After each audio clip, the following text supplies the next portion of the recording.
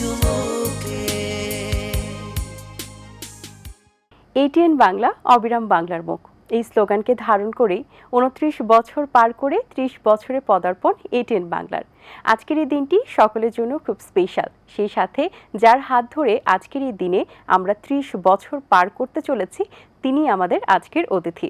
আমাদের মাঝে উপস্থিত রয়েছেন এটিএন বাংলা এবং এটিএন নিউজের সম্মানিত chairman doctor Mahfuzur Rahman sir. শুভ সকাল স্যার। সেই সাথে আজকে আমাদের সকলেরই খুব খুশির দিন, এটিএন বাংলার 30 বছর পদার্পণ। বেশ অনেকটা সময় পার করে আমরা আজকের এই সময় এসেছি স্যার। আপনার অনুভূতি জানতে চাই এবং সেই সাথে আজকে আমাদেরকে সময় দেওয়ার জন্য আপনাকে অসংখ্য ধন্যবাদ।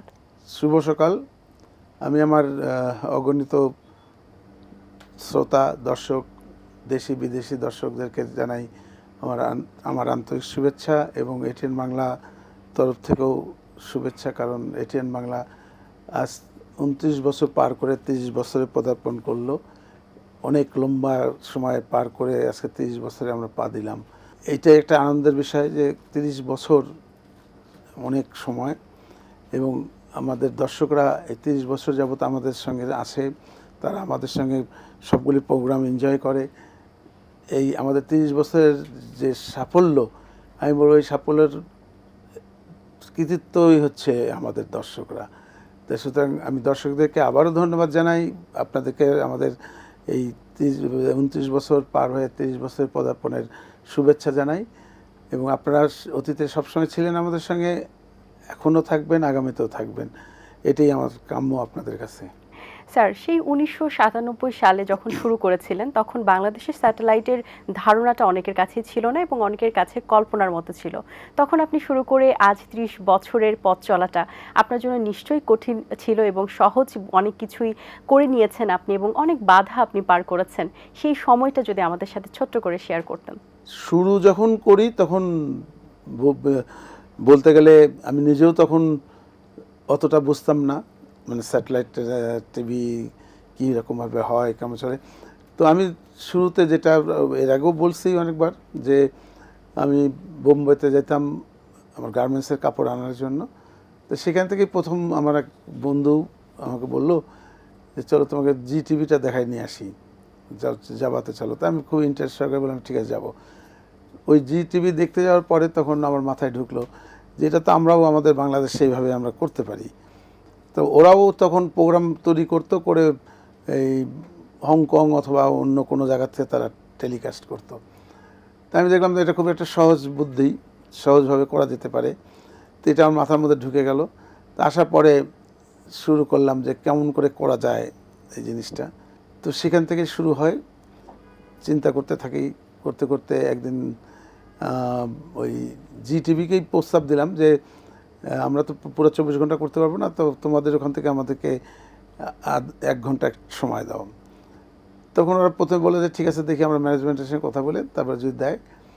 ম্যানেজমেন্টের সঙ্গে যখন কথা বললো তো ম্যানেজমেন্ট মানে রাজি হলো না, বলে যে না আমরা বাংলা প্রোগ্রাম, হিন্দির মাঝে বাংলা প্রোগ্রাম আমরা করব না।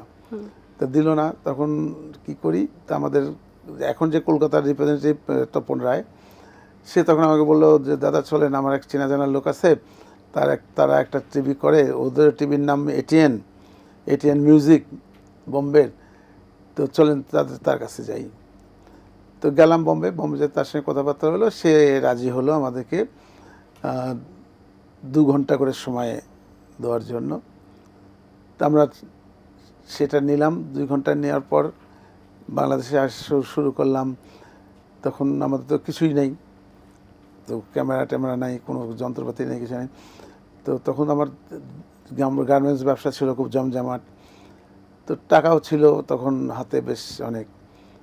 তো শুরু করে দিলাম ক্যামেরা কেনা, অন্যান্য জিনিসপত্র, তারপরে রেকর্ডিং করার জন্য রেকর্ডার। তখন তো ওই ভিএসএফ ক্যাসেট ছিল, সেই বড় বড় ক্যাসেটগুলি, সেই ক্যাসেটের সব কিছু মেশিন টেশিন আমরা কিনলাম। কিনে নিয়ে প্রথমে 1 ঘন্টা শুরু করলাম। 1 ঘন্টা করার পর যখন আমরা আর একটু ভালো যখন হলো, তখন ওটাকে 2 ঘন্টায় করলাম। প্রথম যে আমরা সিরিয়াল একটা কোর্স তৈরি করলাম ফার্স্ট, মানে আমাদের প্রোডাকশন, নিজস্ব প্রোডাকশনে, সেটা ছিল 7 নম্বর বাড়ি নামে এটার ছিল ডাইরেক্টর ছিল আমজাদ হোসেন, মারা গেছেন যে ফিল্ম ডাইরেক্টর আমজাদ হোসেন। সেই সিরিয়ালটা করে এবং সেই সিরিয়ালটা করে এবং নিজেও তাতে অভিনয় করে। তো এই সিরিয়ালটা এত তাড়াতাড়ি পপুলারিটি পাইছিল সে সময়। তো আমরা বেশ তারপরে আমরা অনেক দর্শক আমরা ধরতে পারলাম আমাদের চ্যানেলের দিকে। আমাদের চ্যানেল দেখার জন্য তখন অনেক দর্শক উৎসুক দৃষ্টির উপর বসে থাকতো সারাক্ষণ যে কখন কি আমরা কোন প্রোগ্রাম দেখাবো। এরপরে সেকেন্ড আরেকটা আমরা সিরিয়াল আমাদের নিজস্ব সিরিয়াল করি, সেটা আমরা কলকাতা থেকে তৈরি করছিলাম মামা ভাগ্নে। তা আমাদের শুরুতেই মানে এটা বোধহয় সেকেন্ড ইয়ারের এই প্রোডাকশনগুলি আমাদের শুরু হয় সেকেন্ড ইয়ারের দ্বিতীয় বর্ষে আমরা এই সিরিয়াল দুটো তৈরি করার পর আমাদের পপুলারিটি অনেক বেড়ে যায়। তার পরবর্তীকালে যখন নিউজ নিয়ে কথাবার্তা হলো, সেটাও বেশ অনেক পরে আমরা নিউজের পারমিশন পাই বোধহয় 5 বছর পর। 5 বছর পর নিউজের পারমিশন পাই। তো নিউজ তখন সরাসরি আমরা তো প্রোগ্রাম তো আর ঢাকায় থেকে টেলিকাস্ট করতাম না, টেলিকাস্ট করতাম থাইল্যান্ড থেকে, থাইকম টেলিপোর্ট থেকে। তো আমরা নিউজ চালু করার নিউজ রিডার 2জনকে পাঠালাম থাইল্যান্ডে আমার ওই থাই টেলিকম ওদের প্লেতে প্রেমিসেসে আমাদের একটা জায়গা দিল। সেই জায়গাতে একটা ছোট্ট স্টুডিও তৈরি করলাম। তো তখন নিউজগুলিকে করতাম কি ফ্যাক্সে পাঠিয়ে দিতাম আমরা নিউজ। ওই ফ্যাক্সের নিউজ দিয়ে ওরা পড়তো, আর নিউজের ছবিটা একদিন পরে যেত। মানে ঘটনাটা হয়তো আগের দিন খুব জরুরি ঘটনা থাকলে আগের দিন বলতো, আর ছবিটা যেত পরের দিন। তো এইভাবে আমরা নিউজ চালু করি। তো এইভাবে নিউজ চলতে থাকে বেশ অনেক দিন। তারপর তো আমরা নিজেরাই এখানে আমাদের স্টেশন বসালাম, আপলিঙ্ক করার জন্য স্টেশন বসালাম। আপলিঙ্ক করার পরে 24 ঘন্টা আমরা ঢাকা থেকে সেরকম প্রোগ্রাম করতাম। তার আগে যে প্রোগ্রামগুলি যেগুলি করতাম সবই ক্যাসেট পাঠানো হতো। নিউজও ক্যাসেটে পাঠাই দিয়ে একদিন ডিলে নিউজ হতো, যে ঘটনাটা ঘটছে সেটার একদিন। কিন্তু এটা যেটা হলো যে ঘটনাটা যখন একটা ঘটে একটা জায়গায়, সেই ঘটনাটা সেই এলাকার লোকই জানতে পারে। তো গোটা বাংলাদেশ তো জানতো না, কিন্তু ওই একদিন ডিলে হলেও পরের দিন গোটা বাংলাদেশ জানতেছে সেই নিউজটা। সেভাবে আমাদের নিউজটাও বেশ পপুলারিটি পেয়ে গেল, অনেক পপুলার হলো আমাদের নিউজটা। আর আমরা চেষ্টা করতাম নিরপেক্ষ নিউজ করার জন্য, যে কারণে দর্শকের কাছে আমরা নিরপেক্ষ নিউজের জন্য আমরা অনেক প্রশংসা পাই এবং অনেক দর্শককে ধরে রাখতে পারছিলাম সেই সময়ে। জি স্যার, এবং দর্শকদের ভালোবাসার কারণেই কিন্তু আমাদের এতদিনের পথ চলা এবং এটিএন বাংলার শুরুটা আপনার হাত দিয়ে, এবং আপনি যেভাবে সন্তানের মতো করে শুরু করেছিলেন এতদিন বড় করেছেন স্যার। সেরকম চড়াই উতরায় অনেক কিছু দেখেছেন, অনেক কিছু হয়েছে, এবং সবচেয়ে বড় যেটা বিষয় সেটা হচ্ছে আমাদের 2 যুগ পার করে 3 যুগ আমরা এখনো স্পর্শ করতে যাচ্ছি। আমাদের প্রত্যেকটা সদস্যের জন্য যেমন আজকে আনন্দের দিন, তেমনই নিশ্চয়ই আপনার কাছে বিষয়টা অন্যরকমই আবেগের বিষয়, যেটি ভাষায় আসলে প্রকাশ করা সম্ভব নয়। তো এই যে 3 যুগে স্পর্শ করার যে অনুভূতি, এটিএন বাংলার অর্জনে বা সফলতার জায়গার ঝুড়িটা কতটা সমৃদ্ধ হয়েছে? 2.5 যুগ হলো। জি, আর 6 বছর গেলে তো 3 যুগ হবে। তো এই এতদিনে এটার একটা অনেক সময় এখন যেটা আমরা গর্ব সহকারে যেটা বলি যে এটিএন বাংলা নাম বা এটিএন বাংলা দেখে না এমন কোনো দর্শক নাই যে এটিএন বাংলা দেখে না। হয়তো সবগুলো প্রোগ্রাম দেখে না, কিন্তু দিনের মধ্যে কোনো না কোনো একটা প্রোগ্রাম তো নিশ্চয়ই দেখে আমাদের। তো সেদিক দিয়ে বলবো আমাদের মানে দর্শকের ঝুড়িটা অনেক ভারী। মানে অন্যান্য চ্যানেলের তুলনায় আমি সবসময় গর্ব করে বলি যে আমাদের দর্শক অনেক বেশি, দর্শকের আস্থার জায়গাটা অনেক বেশি। এখন হয়তো দর্শক এখন এতগুলি চ্যানেল হয়ে গেছে, 40টার উপরে চ্যানেল, এই দর্শকের তখন চয়েস অনেক বেশি দাঁড়ায় গেছে। তো সুতরাং একটা প্রোগ্রাম আমাদের ভালো লাগলো না, তার সুইচ করে রিমোট দিয়ে চলে গেল, অন্য চ্যানেলে চলে যাচ্ছে। তো আগে কিন্তু শুরুতে সেটার কোনো স্কোপ ছিল না। শুরুতে 2 বছর তো শুধু আমরা একাই ছিলাম, বিটিভি আর আমরা একা ছিলাম। তখন ধরতে গেলে ওই দর্শক বাধ্য হয়েই দেখতো, কারণ অল্টারনেটিভ নাই কিছু দেখার। তো সেই ক্ষেত্রে দর্শক কিছুটা তো বলবো যে বাধ্য হয়েই দেখার, কারণ এখন যেরকম এতগুলি চ্যানেল দেখা যায় যে এই শুক্রবার দিন সবগুলি চ্যানেলেই সিনেমা চলতেছে, সবগুলো চ্যানেলেই, দুপুরবেলা সবগুলো চ্যানেলে। যে এখন দর্শক তাদের অপশন অনেক আছে, বিভিন্ন অপশন, বিভিন্ন চ্যানেল। তাছাড়া আজকাল বেশ কয়েকটি 10টার উপরে নিউজ চ্যানেল আছে। তো দর্শকরা কিন্তু বেশিরভাগ এখন, বিশেষ করে ছেলে দর্শকরা, জি তারা নিউজটাকে বেশি প্রাধান্য দেয়। তাদের হয়তো কাজকর্মের জন্য তারা প্রোগ্রাম দেখতে পায় না। তা প্রোগ্রাম দেখার দর্শক হচ্ছে আমাদের মেয়ে দর্শক, মহিলা দর্শকরাই হচ্ছে আমাদের মেন দর্শক। কারণ এই নাটক, সিনেমা যেগুলি আছে এগুলি কিন্তু এই মহিলা দর্শকরাই দেখে। ছেলেরা খুব কম সিনেমা দেখা বা নাটক দেখার সময় তারা পায়। প্রকৃতপক্ষে টিভির দর্শক হচ্ছে মহিলারা, আর নিউজের দর্শক ছেলেরা। তো সুতরাং গণতন্ত্রের দেশে মিডিয়ার উপরে কন্ট্রোলটা থাকা উচিত না, এটা আমি ব্যক্তিগতভাবে মনে করি। দেখেন আপনার আমেরিকার বিভিন্ন চ্যানেল, CNN বা অন্যান্য যে চ্যানেল আছে, লন্ডনের BBC, এদের কিন্তু এরা যা ইচ্ছা তাই ওরা দেখায়, নিরপেক্ষভাবে তারা নিরপেক্ষ দেখার, ওদের কোনো কন্ট্রোল কেউ করে না। সুতরাং এইরকমই হওয়া উচিত গণতান্ত্রিক দেশে। অ্যাকচুয়ালি কিন্তু গণতান্ত্রিক দেশের এটাই হওয়া উচিত। হ্যাঁ, জনগণের বাক স্বাধীনতা যদি নাই থাকলো তাহলে কিসের গণতন্ত্র? স্যার, আমরা আপনার কাছে পেয়েছি, একটু জানতে চাই যে এখন যে কম্পিটিশন এবং দর্শকদের চ্যানেলের উপরে বা ভিডিওর উপরে বা সংবাদের উপরে যে আস্থার জায়গাটা এটিএন বাংলা ধরে রেখেছে, তার পাশাপাশি কিন্তু স্যার আমরা যদি দেখি ইউটিউব, ফেসবুক, OTT প্ল্যাটফর্ম এবং সেই সাথে নতুন যে প্রযুক্তি, AI প্রযুক্তির ব্যবহার আমরা দেখতে পাচ্ছি এবং সেটি দিয়েও কিন্তু নিউজ তৈরি করা হচ্ছে। তাহলে আমাদের চ্যানেলের আসলে ভবিষ্যৎটা কি, আপনার কাছে কি মনে হয়? যেভাবে ফেক নিউজ তৈরি করা হয়, এমন এত পারফেক্টলি তৈরি করে, AI প্রযুক্তিতে যেভাবে পারফেক্টলি করে, এটা আমি বলবো ভবিষ্যতে এটা আমাদের জন্য খুবই একটা খারাপ দিক। এটা যে খুব একটা ভালো দিক তা না। কারণ একটা ফেক নিউজ তারা এমনভাবে তৈরি করতেছে যে মানে বিশ্বাস না করে পারা যায় না, এবং কনফিউজ হয়ে যাচ্ছি আমরা যে কোনটা সত্যি কোনটা মিথ্যা। দর্শককে ধরে রাখতে হলে আমাদের ভালো ভালো প্রোগ্রাম প্রডিউস করতে হবে। আর এখন এত কম্পিটিশন চলে আসছে যে কে কারছে কত ভালো নাটক বা সিনেমা দেখাতে পারে, এই কম্পিটিশন। তো এই কম্পিটিশনে যেটা হচ্ছে যে আমাদের ভালো কিছু তৈরি প্রেজেন্ট করতে হলে আমাদের ভালো টাকা খরচা করতে হয়, পয়সা দিতে হয়। কিন্তু তার অপোজিটে দেখা যাচ্ছে যে আমরা অ্যাড মার্কেটটা আমাদের জন্য এত খারাপ হয়ে গেছে যে দাম, অ্যাডের রেট কমতে কমতে কমতে কমতে একদম এমন পর্যায়ে চলে আসছে যে এখন এই নাটকের একটা দাম, ভালো একটা নাটক যদি তৈরি করতে হয়, সেই নাটকের দাম উঠাতে হলে যে পরিমাণ অ্যাড বা যে দরকার সেটা আমরা পাচ্ছি না। হয়তো অ্যাড অনেক বেশি থাকতেছে, দেখা যাচ্ছে প্রচুর অ্যাড, কিন্তু পয়সার দিক দিয়ে দেখা যায় এত কম যে আমরা একটা নাটকের কস্ট উঠাতেই পারি না। সেই জন্য আমাদের সবগুলো চ্যানেলের সবাইকে একত্রিত হয়ে যেটা করা উচিত যে আমাদের ইমিডিয়েট চ্যানেলে পে চ্যানেল করতে হবে। পে চ্যানেল করলে হয়তো আমরা কিছু পয়সা পাবো। প্রতিটা চ্যানেল যদি দু এক কোটি টাকা যদি পে চ্যানেল থেকে পাই, তাহলে কিন্তু আমাদের জন্য অনেক অনেক হয়ে যায়।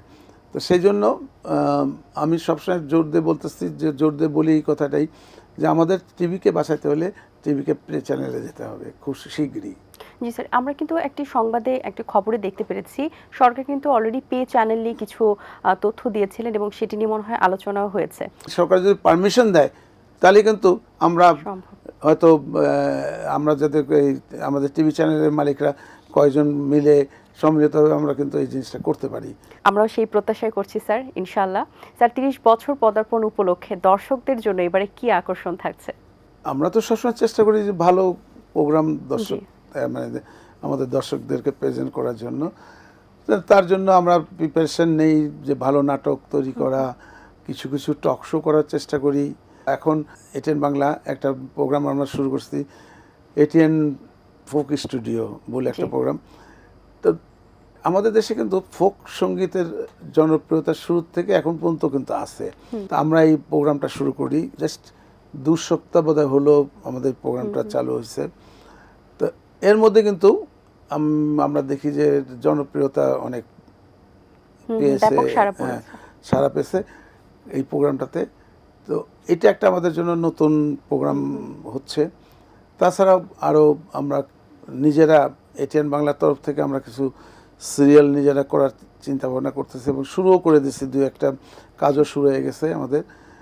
যেমন আমরা আগে যেটা ছিল আমাদের একটা লম্বা সিরিয়াল, যেটা আমার মনে হয় অলরেডি এটা রেকর্ড সৃষ্টি হয়ে গেছে, স্মৃতির আলপনা আঁকি, প্রায় 975 বা 980 এরকম পরিমাণ পর্ব এইটা টেলিকাস্ট অলরেডি হয়ে গেছে।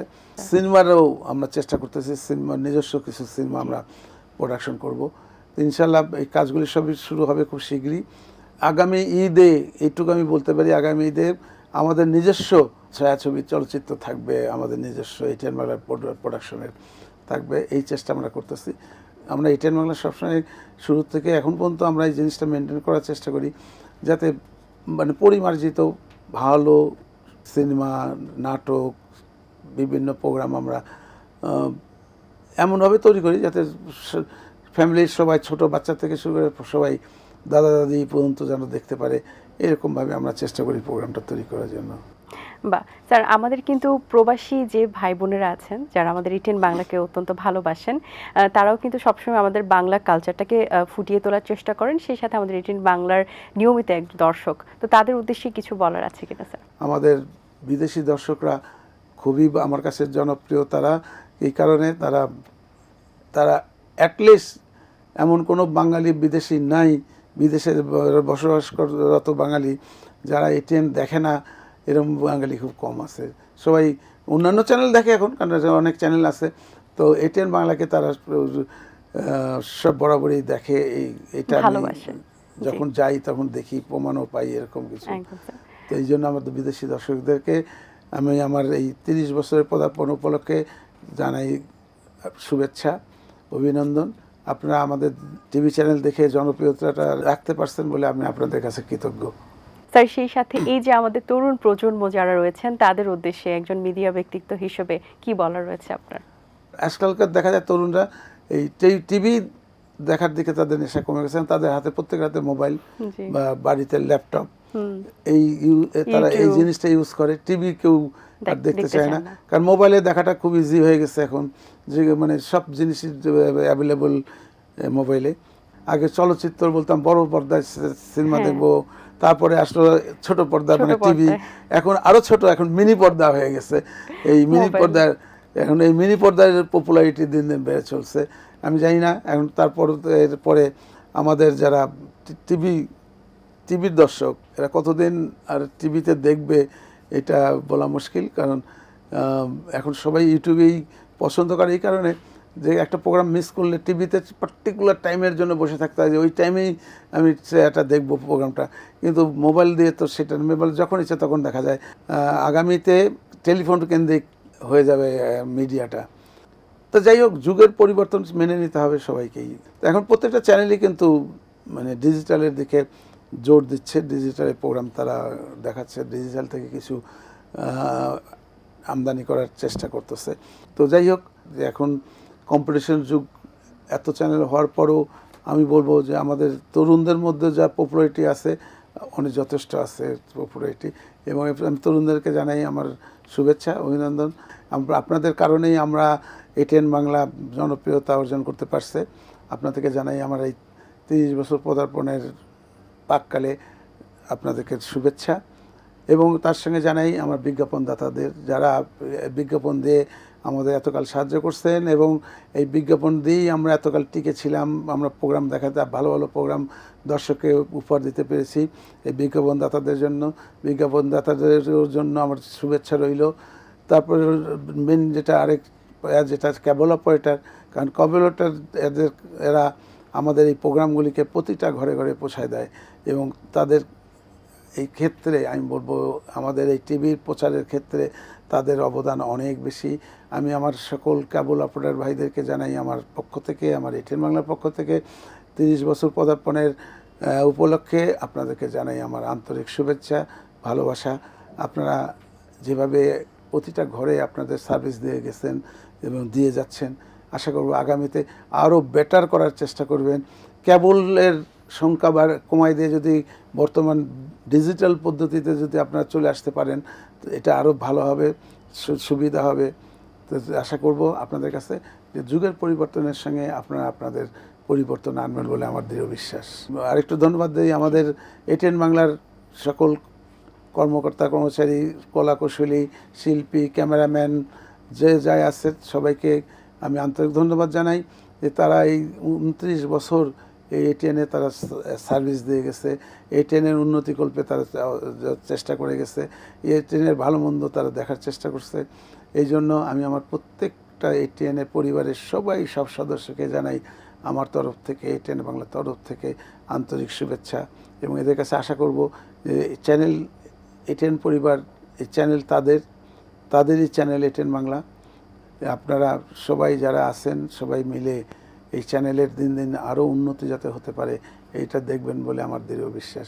এবং আমি আপনাদেরকে এইটুকু আশ্বাস দিতে পারি যে আপনারা নিশ্চয়ই দেখছেন যে বিগত করোনার সময় যখন প্রতিটা চ্যানেল বা প্রতিটা সংস্থা যেখানে লোক ছাঁটাই করছে, এটিএন বাংলায় একমাত্র বলবো বাংলাদেশের একমাত্র সংস্থা একটি লোকেরও চাকরি আমরা ত্যাগ করিনি।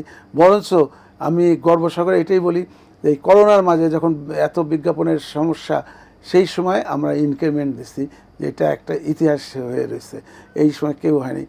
যাই হোক, আমি ব্যক্তিগতভাবে লোককে বাদ দেওয়ার পক্ষপাতী না। আমি আমার লোকদেরকে সবসময় বলি লোক আমি ছাঁটাই করব না, বিজনেস বাড়াও, ব্যবসা বাড়াও, লোক যেটা এই পদ্ধতিতে এই পরিস্থিতিতে আমি চলি। এরা এই 29টা বছর তো আমাকে সার্ভিস দিছে, এদের কারণেই তো আজকে এটিএন বাংলা এত দূর এগিয়ে আসছে। স্যার, আপনাকে অসংখ্য ধন্যবাদ। খুব সুন্দর কিছু কথা বলেছেন, আমাদেরকে সময় দিয়েছেন। আজকের দিনটা আপনার জন্য আসলে অনেক ব্যস্ততার দিন এবং শুরু সকালটা আমাদের সাথে হয়েছে। আশা করছি পুরোটা দিনে অনেক আয়োজন আছে আপনার। অনেক অনেক শুভকামনা রইল 30 বছর পদার্পণ এটিএন বাংলার। আপনার সন্তানের জন্মদিন আজ, অবশ্যই আপনার আনন্দের দিন। পুরোটা দিনই ভালো কাটুক স্যার। ধন্যবাদ আবারও। আমি যেটা বলতে চাই যে এই 30 বছর পদার্পণের প্রথম অনুষ্ঠানই এই চায়ের চমক, এবং চায়ের চমকের যারা আছে কাজ করতেছে যারা, সবাইকে আমার আন্তরিক ধন্যবাদ যে এটি এমন একটি প্রোগ্রাম যে 365 দিন এই প্রোগ্রামটা প্রচার হয়, যেটা একটা বিশাল ব্যাপার। তো সুতরাং যারা এর সঙ্গে জড়িত প্রোগ্রামে তাদেরকে আমার আন্তরিক ধন্যবাদ। এবং আমি আশা করব আরও কিছু ভালো এই প্রোগ্রামের মধ্যে আরও কিছু রিসার্চ করে কিছু ভালো কিছু জিনিস যদি দেখাতে পারে, এই প্রোগ্রামটি আরও পপুলারিটি লাভ করবে। তো আমি সবাইকে বলবো সবাই মানে সম্মিলিতভাবে প্রচেষ্টা করে এই প্রোগ্রামটা আরও ভালো কিছু করার জন্য আমি সবাইকে রিকোয়েস্ট করব। দর্শক, আশা করছি আজকের আয়োজন ভালো লেগেছে। আমার তো বেশ ভালো লেগেছে, কারণ আমাদের এটিএন বাংলা 30 বছর পদার্পণের দিন আজ। সবাই ভালো থাকবেন, সুস্থ থাকবেন, এটিএন বাংলার সাথেই থাকবেন। দেখা হবে আগামী পর্বে। সবাইকে আল্লাহ হাফেজ। দিন আসে দিন যায়, সময়টা চলে যায়, তবু আছি এই বেশ ভালো। জীবনটা রঙময়, যেভাবেই হওয়া চাই, নয় কবু সাদা কালো। এই আশাতে স্বপ্ন ভাসে, সুখ হাসে চোখে মুখে, চায়ের চুমুকে।